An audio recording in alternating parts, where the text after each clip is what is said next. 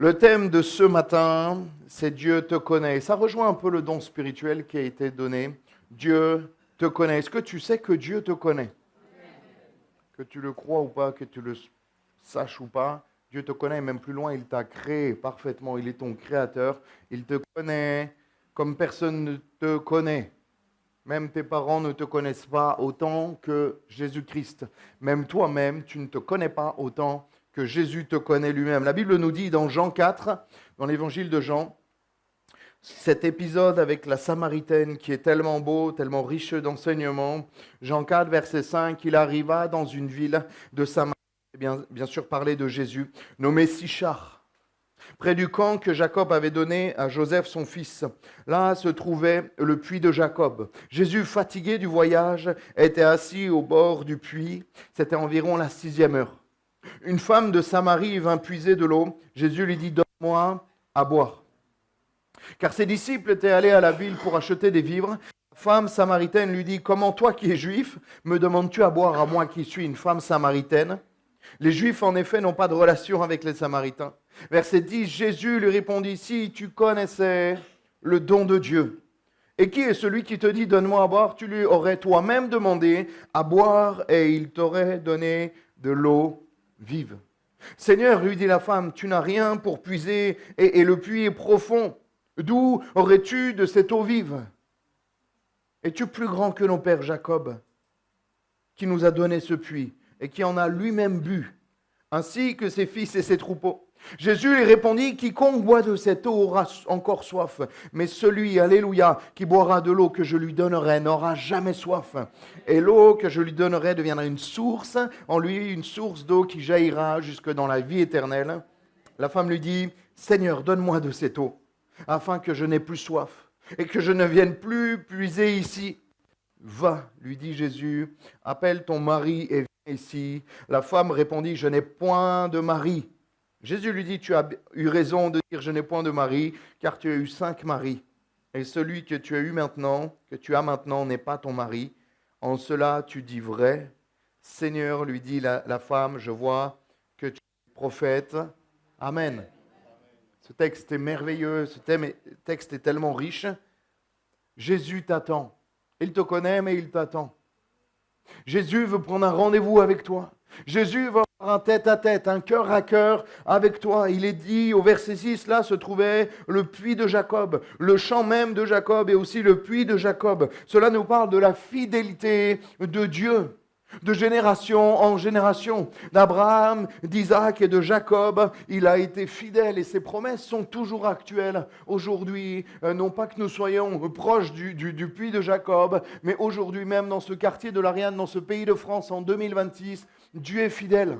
Et Dieu veut te rencontrer d'une manière particulière. Et aussi cette alliance qu'il a fait avec son peuple. Et là nous avons l'image de la nouvelle alliance. Les Samaritains se considéraient un peu comme le peuple faisant partie du peuple de Dieu, mais les Hébreux ne considéraient pas les Samaritains comme vraiment faisant partie du peuple de Dieu. Et là, nous avons justement cette alliance, cette nouvelle alliance que Dieu, que le Seigneur Jésus-Christ veut faire avec nous, qui ne sommes pas à la base son peuple. Il veut faire de nous son peuple. Alléluia. L'olivier sauvage greffé sur l'olivier franc. Ce lieu de la rencontre où Jésus veut se trouver un peuple. Jésus est venu sur terre il y a 2000 ans pour justement avoir ce peuple. Se faire un peuple qui l'adore et qui le loue. Il veut adopter ce peuple nouveau. Et justement, Jésus était fatigué du voyage. Parce qu'il était parfaitement Dieu, mais aussi parfaitement homme. Et à ce moment-là, il était fatigué. Était assis au bord du puits. Seigneur ne te donne pas rendez-vous n'importe où, il te donne rendez-vous au lieu de la source, au lieu où il va te rafraîchir, au lieu où ton âme va être restaurée, qui a déjà été restaurée par le Seigneur. C'est tellement bon de réaliser, il y a des fois où j'étais tellement sec à l'intérieur, tellement brisé, tellement, excusez-moi de l'expression, tellement fracassé à cause des événements de la vie. Et les fleuves d'eau vive sont venus, le Seigneur m'a rafraîchi et je sais que beaucoup dans cette salle l'ont vécu. C'est tellement bon quand on va au puits, quand on dit Seigneur, on se rencontre au puits, alléluia.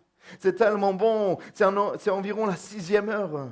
Jésus attendait cette femme. La 6e heure, vous savez que les Hébreux, ils partent de 6 heures du matin, donc 6 plus 6 égale 12. Et ça veut dire qu'il était midi, là où le soleil est à son zénith, là où il fait le plus chaud, là où le soleil tape.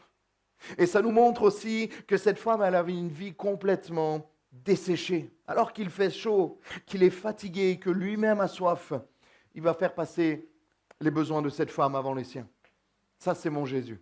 Mon Jésus, alors qu'il était tranquillement dans son ciel de gloire, des fois je prie comme ça, je dis, Seigneur, vraiment, tu aurais pu rester dans ton ciel de gloire tranquillement. Hein. Il n'était pas fatigué dans le ciel. Hein.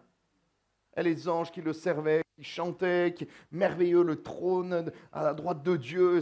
Il ne ressentait pas la fatigue dans le ciel. Il ne ressentait pas la soif dans le ciel. Mais il est venu sur terre pour faire passer nos besoins avant les siens. Il n'a pas regardé à ce qu'il allait perdre, il a regardé à ce que nous avions besoin. Et il s'est dit, mais si moi je ne le fais pas, personne ne pourra le faire. Si je ne le fais pas, ils vont mourir desséchés. Ils vont mourir dans cette sécheresse. Et là, on suppose, verset 7, une femme de Samarie qui vint puiser de l'eau. On suppose qu'elle est venue seule, parce que les femmes ne venaient pas en plein midi. Les femmes venaient chercher de l'eau tôt le matin ou tard le soir. Et là, ça nous parle justement qu'elle avait honte par rapport à sa vie qui nous a été dévoilée. Parce que cette femme, elle vivait dans le péché. Et vu qu'elle a eu honte, elle n'est pas venue avec les autres femmes, peut-être parce qu'elle avait peur des regards, des critiques ou des moqueries. Mais elle est venue au moment où il faisait le plus chaud, au moment où il y avait le moins de monde, peut-être à ce moment-là. Et Jésus lui dit, donne-moi à boire. Jésus lui dit, donne-moi à boire. Et il va la tester comme ça, il va lui parler, elle, une femme impure, lui, le Fils de Dieu, il va lui dire, mais donne-moi à boire. Il va rentrer en contact avec elle. Il va lui parler en premier. Il ne va pas attendre que cette femme lui parle, il va faire, le premier pas. Et Jésus a fait le premier pas. Il a quitté son ciel de gloire pour venir sur la terre. Parce que s'il ne le faisait pas, aucun de nous aurait été sauvé. Et alors qu'il est dans le ciel de gloire, alors qu'il est là, le Fils de Dieu, il va lui parler et il va lui dire, donne-moi à boire. Verset 9, la femme samaritaine lui dit, comment, toi qui es juif, me demandes-tu à boire? À moi qui suis une femme samaritaine, pourquoi tu t'intéresses à moi? C'est complètement illogique qu'une personne si importante du peuple de Dieu s'intéresse à une samaritaine comme moi. J'ai regardé, les théologiens disaient qu'il y avait même des routes que le peuple de Dieu évitait de peur de croiser des samaritains. Le simple fait de les croiser en marchant, sans même les toucher, sans même leur parler, eh bien, ça suffisait pour qu'ils fassent et qu'ils prennent un autre chemin beaucoup plus long pour ne pas avoir aucun contact avec eux. Mais Jésus est venu et Jésus s'intéresse à toi. Peut-être que personne ici-bas sur terre s'intéresse à toi, peut-être que même tes parents ne s'intéressent pas à toi, ne s'intéressent pas à toi, ou à l'école tu étais le seul qui était tout seul dans la cour d'école. Et laisse-moi te dire que Jésus, lui, s'intéresse à toi. Il s'intéresse. Non, mais il y a 7-8 milliards d'habitants sur la terre, comment il peut... Oui, il est le Dieu des 7 et des 8 milliards, bien sûr. On est 7 ou 8?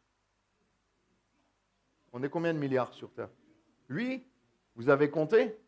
On vous l'a dit. Bon, on n'a pas de preuves. On part sur 8. Il est le Dieu des 8 milliards, mais il est aussi le Dieu qui s'intéresse à toi en particulier. Moi, je sais, c'est pas marqué dans la Bible, mais je sais que s'il n'y en avait qu'un sauvé, il serait allé à la croix. Parce qu'il aime le monde, alléluia. Il aime le monde, il aime la foule, mais il t'aime toi en particulier. Et là, il n'est pas venu pour le monde, il n'est pas venu pour la foule, il est venu pour cette femme samaritaine en particulier. Il dit, mais pourquoi? Je suis samaritaine, pourquoi tu t'intéresses à moi? Parce que Jésus t'aime. C'est pour ça qu'il s'intéresse à toi. Jésus n'avait rien à gagner. Je me dis, mais Jésus, en fait, il avait soif, il était fatigué, ok. Mais Jésus reste Jésus, hein. Il aurait pu faire apparaître une bouteille d'évian fraîche, alléluia, et un verre d'eau.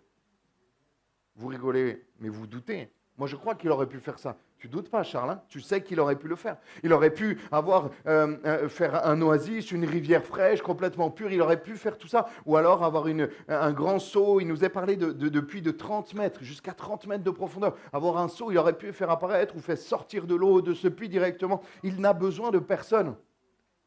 Mais il veut nous utiliser. Et là, c'est tellement beau de réaliser qu'il va rencontrer cette femme. Et alors que Jésus n'a pas besoin de personne, il va lui dire, donne-moi de l'eau. Verset 11, le Seigneur lui dit la femme, tu n'as rien pour puiser. Il va lui dire, mais moi je peux te donner de l'eau. Alors que lui-même a soif, il va lui dire, moi je peux te donner de l'eau. Et elle ne va pas comprendre, elle va lui dire, mais tu n'as rien pour puiser. Le puits est profond. D'où aurais-tu donc cette eau vive? Et là, elle réfléchit intellectuellement. Elle a une logique charnelle, terrestre.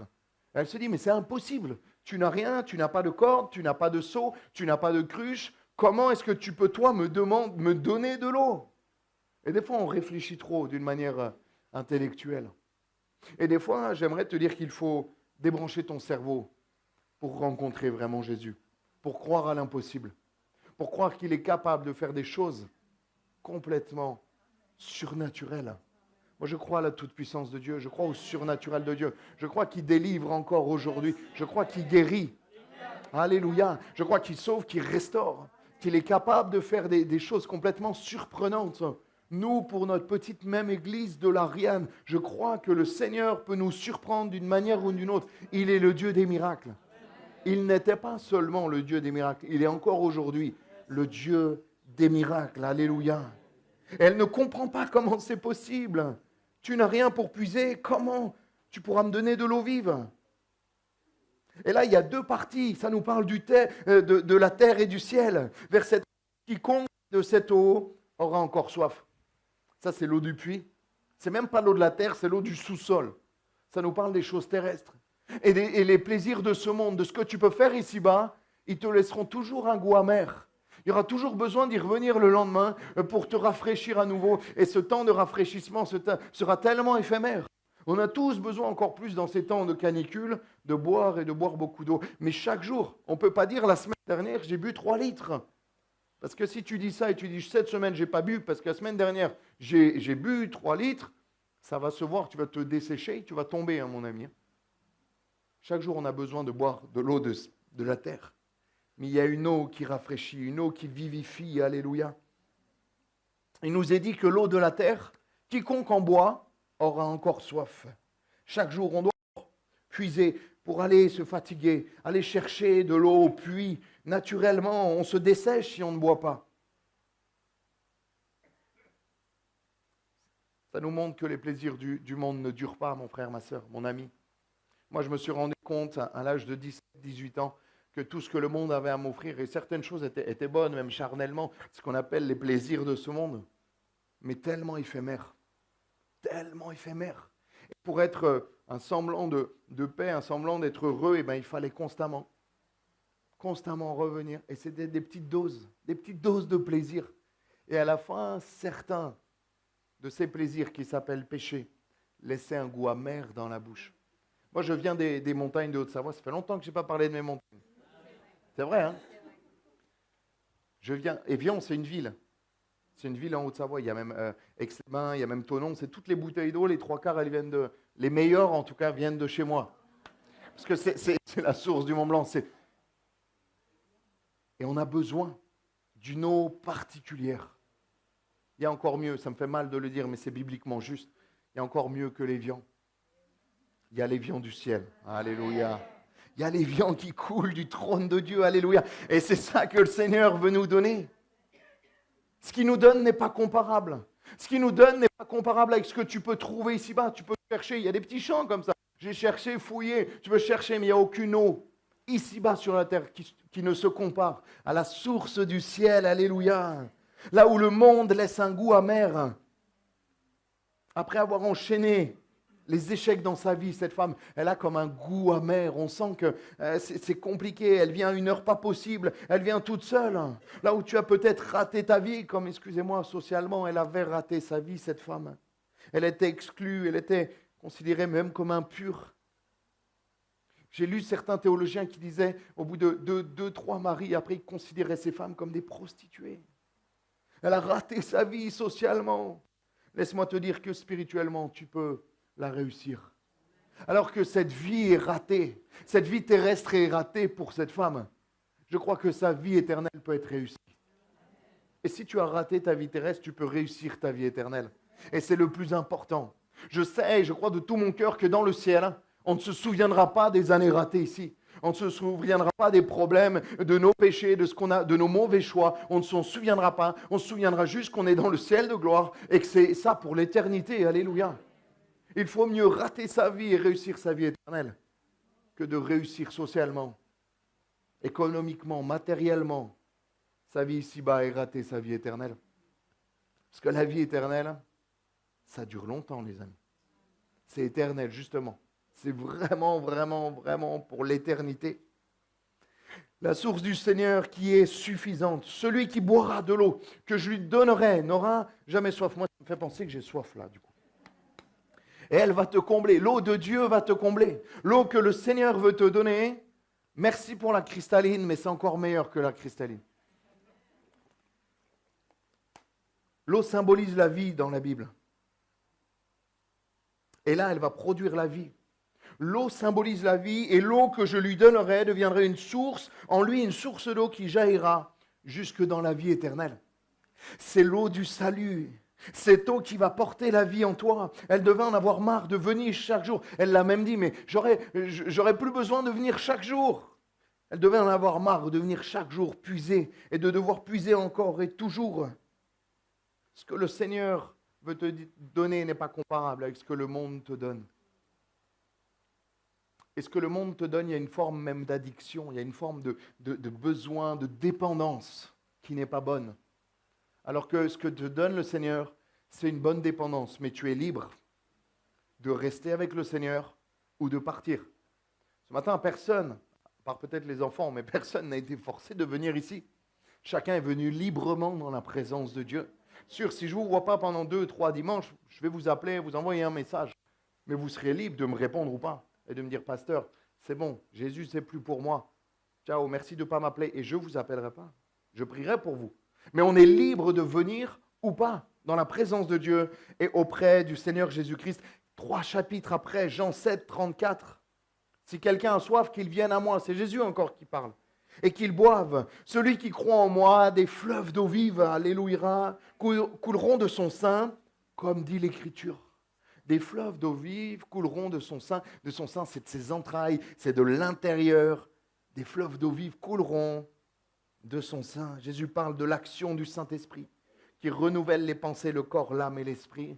Laisse-moi te dire que ta vie est peut-être abîmée et peut-être manquée.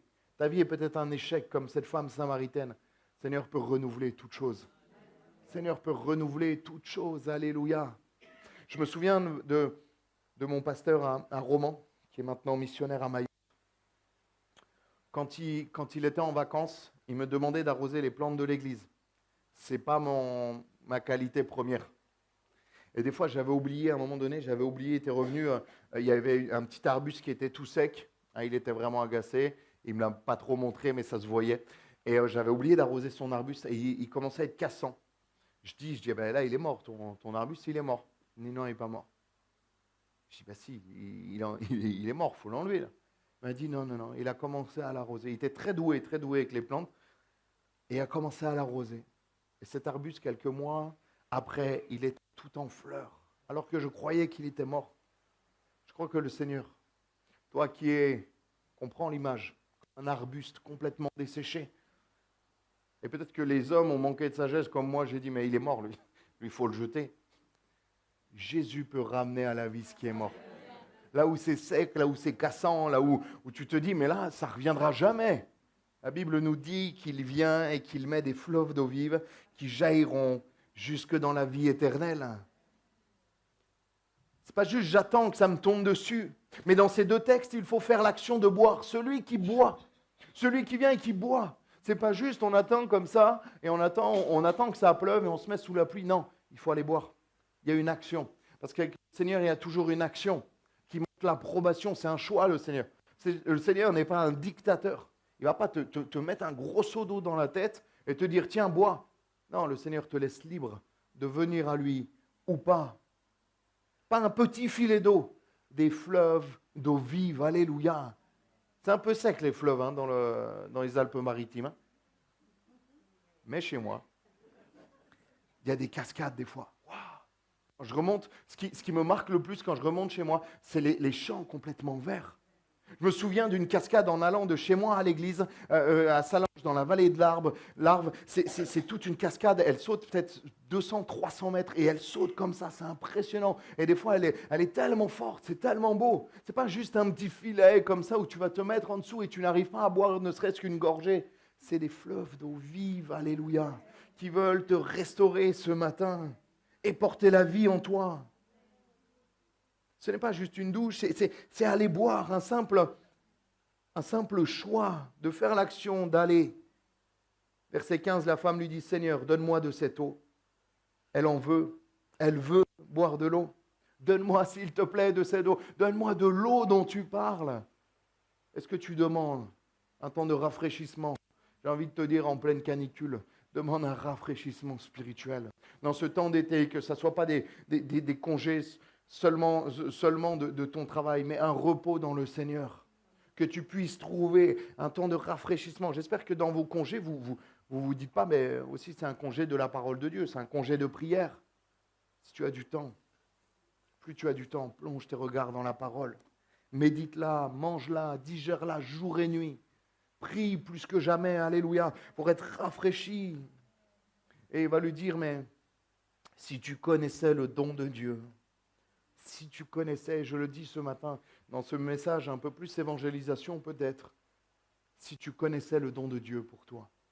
Le don, c'est Jésus-Christ qui s'est donné, alléluia. Elle veut dire, donne-moi de cette eau. Alors que Jésus a lui-même soif, c'est lui qui va lui proposer de l'eau. C'est magnifique. Il fait passer cette femme avant lui. Et à la croix, il y a 2000 ans, le don de Dieu nous a fait passer avant lui. C'est Jésus-Christ qui a fait ce don-là. C'est Jésus-Christ qui a donné sa vie pour que nous vivions. Comme quelqu'un qui va faire un don d'un organe vital.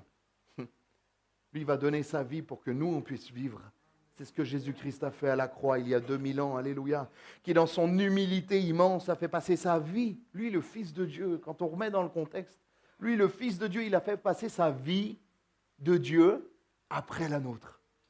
Il a accepté de mourir pour que nous puissions vivre. Il est dit qu'il était fatigué du voyage parce qu'il a quitté son ciel de gloire symboliquement. Il est venu à notre rencontre il y a 2000 ans comme il a rencontré cette Samaritaine. Et enfin, troisième et dernière partie que je voulais voir avec vous, on ne va pas être très long ce matin. Verset 16, il lui dit, va. Lui dit Jésus, appelle ton mari et viens ici. Il est le Fils de Dieu, il sait tout, il voit tout, il connaît tout. La Bible nous dit, notamment pour le prophète Jérémie, quand tu étais dans le ventre de ta mère, je te connaissais déjà. Je savais qui tu étais en fait. Parce que peut-être quand on t'a dit, mais toi tu es le fruit du hasard. Moi j'ai un ami, il m'a dit, mes parents ne se sont jamais aimés. Je suis le fruit d'une nuit un peu trop arrosée, fruit d'une nuit après une soirée en boîte de nuit, et je suis né. Je lui ai dit, mon ami, tu es peut-être le fruit humain d'une soirée trop arrosée, mais aux yeux de Dieu, tu as été voulu. Parce qu'il n'y a que Dieu qui donne la vie. Donc si Dieu n'avait pas voulu te donner la vie, tu ne serais pas là. Parce qu'il n'y en a qu'un qui donne la vie et qui la reprend, malgré les lois qu'on veut faire passer. C'est que le Seigneur Jésus, qui a le droit de vie ou de mort sur les personnes. Et là, il va lui poser cette question alors qu'il le sait déjà. Il a cette révélation parce qu'il est Dieu lui-même. Il sait qu'elle a eu 5 maris. Et il va lui dire, mais appelle ton mari et viens ici. Elle sait qu'elle n'est pas mariée avec l'homme avec qui elle habitait. Et ça nous montre quoi? Ça nous montre tout l'amour et la délicatesse du Seigneur Jésus-Christ. À aucun moment, ou alors vous venez me le montrer, mais dans ma Bible, moi je lis dans les évangiles, à aucun moment que Jésus a dit, toi tu es pécheur, repens-toi, sinon tu vas mourir. Toi tu es pécheur, ce que tu as fait. Ça c'est les hommes qui sortaient ce type de femme dans la rue et qui lui mettaient des grosses pierres dans la tête. Ils les lapidaient. Ça, c'est les hommes qui te montrent ton péché, qui te disent, mais tu es ça, tu as fait ça, et qui t'attachent ton péché à toi. Ils te disent, mais toi, tu es ça. Tu es une prostituée, tu es une fille de mauvaise vie. Toi, tu es un voleur, tu es un menteur. Et ils ne dissocient pas la personne du péché. Et Jésus va lui donner cette possibilité de changer et de dire la vérité. Ça nous parle de la confession du péché. Vous savez que dans le monde ici-bas, on va chez le notaire et on dit Samuel a acheté cet appartement en 2023 et à partir de maintenant, il est propriétaire. Il y a une valeur juridique. Dans le monde spirituel, c'est la confession. Dans le monde spirituel, c'est les paroles. La Bible nous dit que la mort et la vie sont au pouvoir de la langue. Et là, Jésus va lui donner cette opportunité. Va lui dire, Jésus, appelle ton mari et viens ici. Et elle a deux possibilités à ce moment-là. Soit de dire, oui, mon mari, il est parti en voyage, là, il n'est pas sorti du travail, il ne pourra pas venir, il est midi, il reste manger au chantier. Elle aurait pu en passer. Non, mais là, il est malade, il a mal au dos, il est au lit, il ne peut pas, là, c'est compliqué, il est avec ses copains à la pétanque, il ne peut pas venir. Elle aurait pu arranger la chose comme ça, pour cacher son péché. Et nous, on est des fois comme ça, en se disant, non, mais et on croit qu'on endort le Seigneur. On croit qu'on arrive à dire, non, mais Seigneur, là, c'est pas vraiment une amie. Non, mais je sais que c'est la bonne, c'est pour ça que je me permets de vivre avec elle. Non, tu es dans le péché, en fait. Tu es juste dans le péché. Non, mais tu vois, Seigneur, c'est compliqué financièrement, donc c'est pour ça que je vole. Non, c'est pas. Tu es dans le péché, en fait, point barre. Et on essaye d'endormir le Seigneur, on essaye d'arranger un peu notre péché, on essaye de changer notre péché en un péché mignon. Spirituellement, le mot péché mignon dans la Bible, il n'existe pas, hein, les amis. Et là, il va lui donner cette opportunité de dire la vérité. Au lieu de cacher sa faute, elle va dire verset 17, « Je n'ai point de mari. » En fait, elle dit, « Je suis une pécheresse. » Parce que les gens, ils savaient qu'elle vivait avec cet homme. Elle reconnaît, elle dit, « Mais moi, je suis pécheur. » C'est ça qu'elle est en train de dire. De toute façon, il connaît tout, il voit tout, mais il attend qu'on confesse nos péchés. Le Seigneur attend que nous confessions nos péchés. Le Seigneur veut mettre le doigt sur des choses dans nos vies, peut-être dans ta vie ce matin. Mais il va pas te jeter là sur les strates de l'église et dire, avec un don spirituel ou une révélation, cet homme, cette femme est pécheur. Ça, c'est pas mon Jésus. Jésus n'agit pas comme ça. Les hommes, les femmes ici-bas agissent comme ça. On est livré sur la place publique et on est humilié. Mais Jésus, il met le doigt. Et des fois, ça gêne quand même un peu. Mais pour qu'il puisse le traiter, qu'il puisse changer et qu'il puisse pardonner nos péchés. Alléluia. Là où les hommes affichent le Seigneur restaure. Alléluia. Seigneur, viens à ta rencontre. À chaque fois dans les évangiles, la simple présence de Jésus montrait le péché en fait. La simple présence, si tu es vrai devant Dieu, et je le dis souvent, le pire des péchés, ce n'est pas le meurtre ou des choses comme ça, c'est l'hypocrisie. Parce qu'un meurtrier qui se met à genoux, il est pardonné. Un hypocrite ne se mettra jamais à genoux. Un religieux ne se mettra jamais à genoux. Il vaut mieux être le pire des pécheurs qui se met à genoux que le plus saint des hommes, entre guillemets, qui ne se met pas à genoux et qui dit « Non, mais moi, je n'ai pas de problème, je n'ai pas de péché. » Et là, on voit que la confession de son péché est tellement puissante. En fait, ton péché, ce n'est pas le péché en lui-même qui est grave. Parce qu'il y a une simple confession, une simple repentance, et ton péché disparaît. Alléluia. Si tu as vraiment cette volonté de ne plus rester dans le péché, de changer de manière de vie. Mais aujourd'hui, on trouve toujours des excuses. En France, en 2026, on se trouve toujours des excuses. Vous avez remarqué ou pas? Les gens, ils n'arrivent plus à garder un travail. Tous les 6 mois, ils changent. Et ils se disent, ah, mais c'est mon patron. Mon patron, il est... Waouh. Mais ils changent de travail. Ils ont, ah, là, c'est les collègues. Ah, mais c'est mes collègues. Et on se trouve toujours des excuses. On n'arrive pas à garder un mariage. Ah non, mais c'est ma femme. Tu parles à la femme, elle dit, oh, mon mari. Et on se trouve toujours des excuses. Et on est sans arrêt. Et avec le Seigneur, des fois, c'est un peu pareil. Tu essayes de justifier ton péché, alors que rien ne justifie ton péché, si ce n'est le sang de Jésus-Christ. Oui, mais moi, j'ai eu une enfance difficile. Ça l'explique, il n'y a pas de souci, et je comprends. Mais ça ne le pardonne pas. Amène ton péché au pied de la croix, sans trouver d'excuses. Si tu justifies ton péché, parce qu'il s'est passé dans ta vie, alors le Seigneur ne pourra pas le justifier. Mais viens, même si tu as subi des choses horribles, même si tu n'es pas responsable, et je sais qu'il y a des personnes qui passent par des choses terribles, mais ne viens pas justifier ton péché. Viens le donner au pied de la croix. Et lui le justifiera. Il fera mieux que le justifier, il va l'effacer. Alléluia. Ne trouve pas d'excuses. Jésus lui dit, tu as eu raison de dire, je n'ai point de mari. Tu as eu raison de confesser. Tu as eu raison de reconnaître que tu es une femme pécheresse. Car tu as eu 5 maris et celui que tu as maintenant n'est pas ton mari. Le Seigneur lui dit, en fait, Le problème dans ta vie, c'est pas tes 5 maris. C'est pas ça, vu que là, à ce moment-là, tu les confesses et tu les reconnais. Et alors le Seigneur va pouvoir s'en occuper. Mais ça serait resté un péché, un problème dans sa vie si elle ne les avait pas confessés, si elle n'était pas vraie et entière. Je crois que la plus grande qualité devant le Seigneur, c'est d'être vrai, c'est d'être authentique. Vous voyez dans les évangiles, ce qui mettait en colère le Seigneur Jésus, c'était les religieux, les pharisiens, les sadducéens. Ils se mettaient dans une colère. Les mots les plus durs qu'il a utilisés, c'était pour des religieux, jamais pour des pécheurs. Jamais pour des pécheurs. Race de vipères. Vous choque, hein, si c'est moi, on va être choqué. Ah, c'est Jésus, donc ça va. Et il l'a dit à des religieux. Sépulcre blanchi. Il va les traiter de tombes. Vous êtes à l'intérieur. Vous êtes beau en extérieur, mais à l'intérieur, vous êtes plein de rapines, d'épines et de ronces. Si c'est moi qui disais ça en entretien, les amis, je ne suis pas sûr que ça passerait. Mais des fois, on est un peu des religieux. Des fois, je suis un peu un pharisien. C'est vrai ou pas? Enfin, pas pour moi, après, si vous voulez venir me dire. Mais des fois, nous sommes des religieux. Et on se dit, non, moi, c'est bon. Cette femme-là, 5 maris, hein, elle est vraiment dans le péché. Mais moi, ça va. Moi, ça va. Moi, ça va. C'est un peu compliqué parce que les autres m'embêtent. C'est compliqué à la maison parce que vraiment, ils ne comprennent pas. Arrête de trouver des excuses. Arrête de trouver des excuses. Et viens simplement au Seigneur. C'est au moment où tu vas dire, Seigneur, je suis pécheur. C'est au moment où le fils prodigue va revenir. Josias, si tu peux revenir au piano, on va prendre un temps dans la prière. C'est au moment où le fils prodigue va revenir. Il ne revient pas en faisant le beau, il ne revient pas. Non, il revient en disant, Père, j'ai péché contre le ciel et contre toi. Je ne suis plus digne d'être appelé ton enfant. L'humilité enclenche la main de Dieu, les amis. La repentance actionne le bras de Dieu et l'action de Dieu dans ta vie. Et alors, c'est à ce moment-là que les fleuves d'eau vive coulent.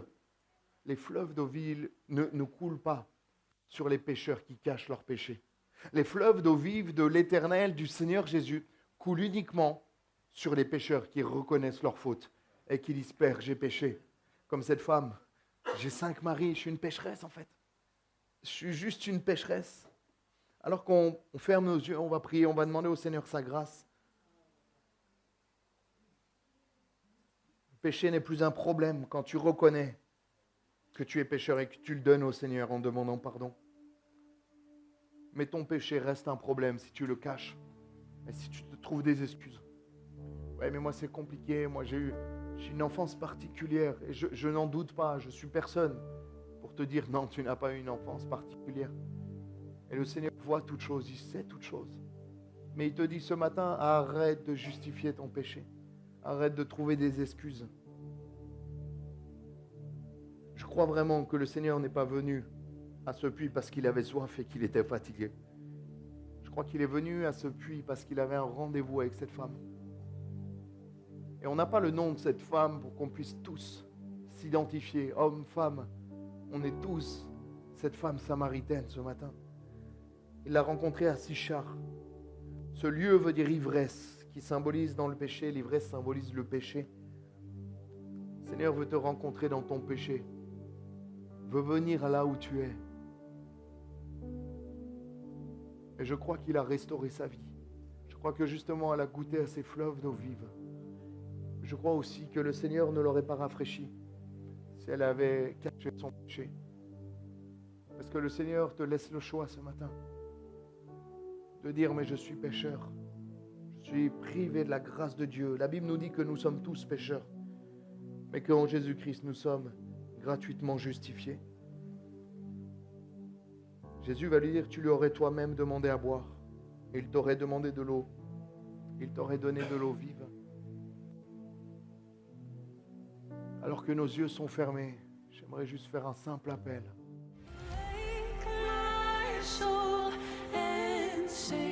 Sing his praise aloud. Sing his praise aloud. Oh, awake my soul and sing his praise aloud.